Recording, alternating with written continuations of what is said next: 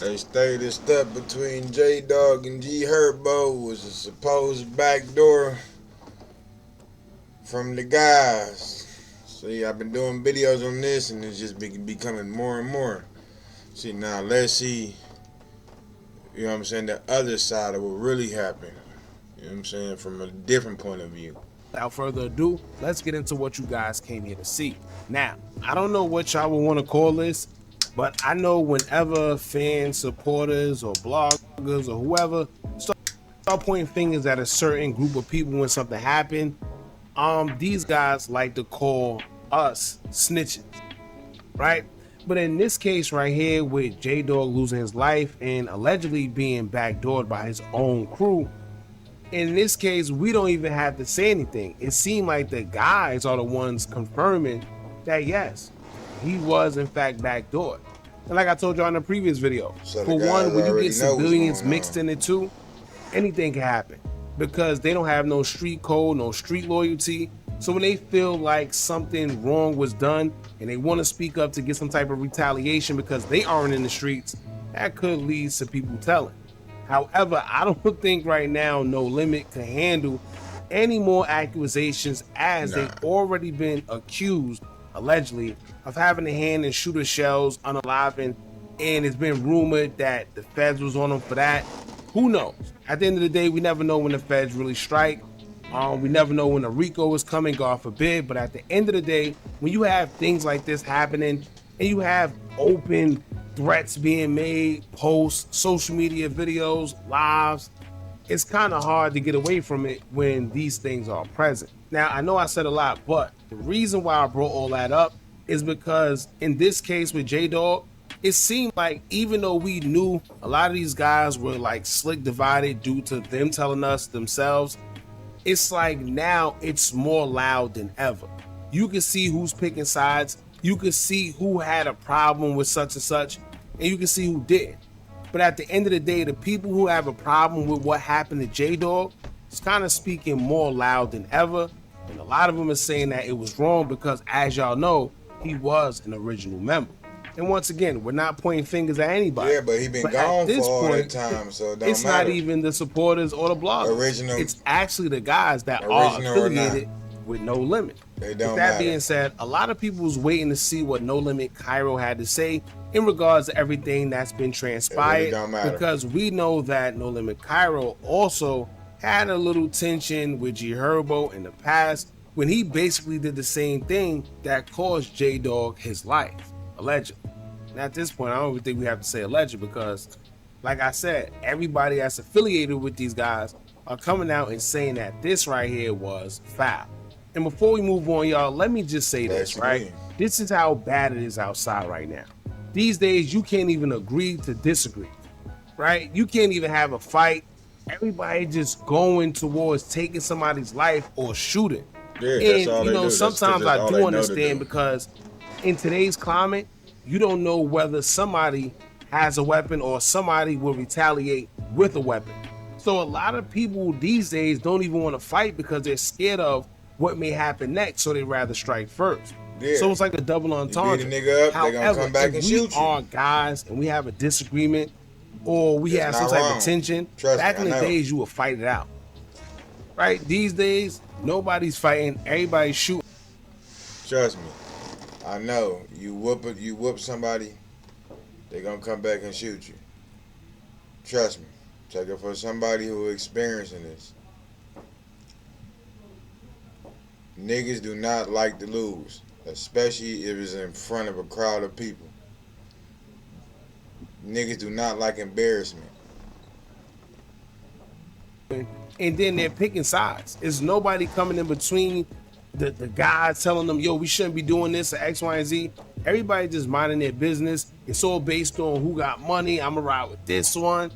It's just weird, y'all. But anyway, we're going to get into what No Limit Cairo and No Limit Jdogg had to say in regards to the unaliving of Jdogg and the rumor that it came from within the set. Now, No Limit Cairo, who is currently incarcerated for his own separate charges and whatever he got going on, will actually react to the passing of Jdogg as he would take to his IG story to repost his picture and caption it saying, quote, "I love you and I'm sorry I couldn't make it back to you in time."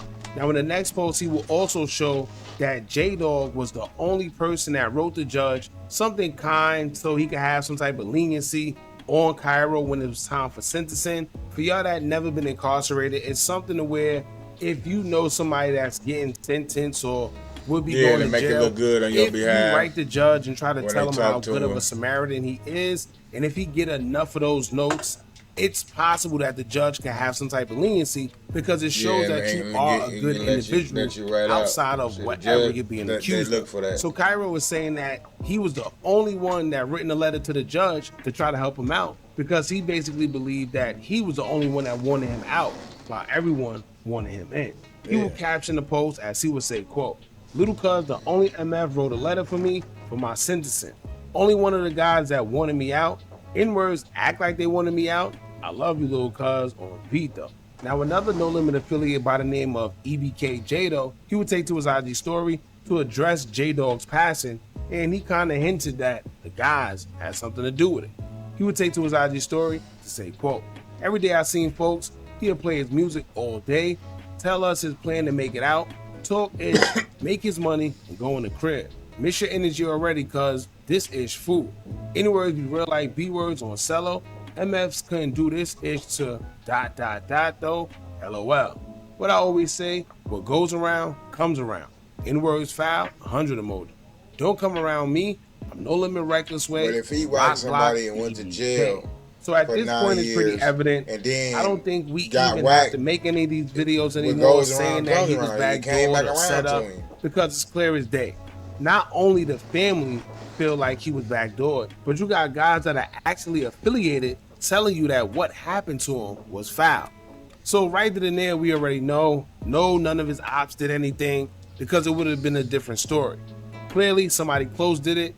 And just from hearing how he lost his life, when they say he was shot 6 times in his back, that lets you know something.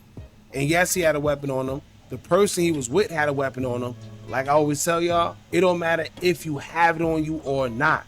If somebody catch you off guard, or even if you're set up backdoored and people catch you from surprise, at the end of the day, they got the up on you and it's nothing you could do. And like we highlighted before, it's kind of ironic how he told G Herbo he can't come back to 77th and Essex, and he was caught on 78th and Essex, where he ultimately lost his life.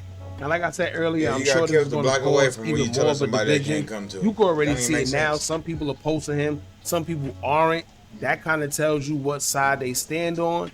And it's kind of crazy because that just makes room for more backdoors, more setup situations. And if I was any one of them, I'll just stay in the house because it makes no sense to come outside not knowing who or what to trust. Everybody was wondering whose side Cairo would be on. Well, I think it's evident as day because he's saying that that's little cuz. And not to mention, EBK Jdogg also kind of hinted that Cairo did the same thing, but nobody had this type of energy for him. And once again, that was another little tidbit that it was an inside job. So y'all let me know what y'all think about this, man. How do y'all feel about it? At the end of the day, now it's pretty much confirmed that this was something that came from the inside. And as we know, people are already pointing fingers at one person. Like I told y'all in the previous video, it's more than just one person Jdogg came at. Right, so we can't just point the finger. However, we can say that it was an inside situation. Don't forget to like, comment, share, and subscribe. Hit that bell so you're notified every time we drop new content. And remember, as long as you keep on watching, I'm going to keep on dropping. I'm out. Alright, that's what it seemed like, though. It seemed like somebody he knew did it, or somebody he was close to, or probably somebody he had trust in, and was like, they ain't going to do me like that. He probably never seen it coming. You never know, but you can't get out and think that ain't nothing gonna happen to you after you know what I'm saying, unalive somebody, you know what I'm saying, years earlier, you know what I'm saying. So you talking about what goes around come around. What you did came back around to get you. Your past caught up to you. That probably was one. You know what I mean? You never know, but you gotta know how you talking and who you talking to. And you can't talk that crazy talk about everybody.